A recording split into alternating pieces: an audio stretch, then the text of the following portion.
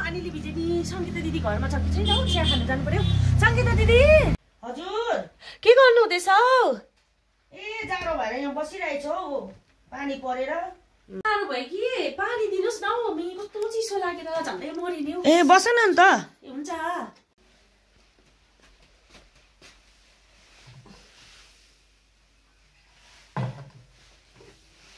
बिचरा पानी दिइहाल्नु पर्यो तिर्खा पनि लाग्यो ल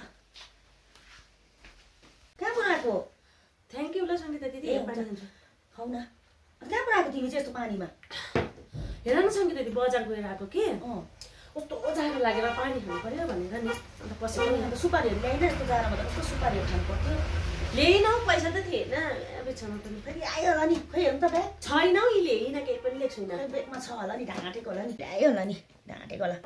के भयो के हेरेको सुपारी छैन रहेछ छैन त्यहाँनिर छैन सुपारी यो चाहिँ के हो म बोकेर गएको थियो क्या हो ला के हो सङ्गीता दिदी यो त ला म त बिर्सेछु के भन त यो के रे माथि त्यो के भन्छ काठमाडौँ रेस्टुरेन्टमा खाना खानु गएको थिएँ ला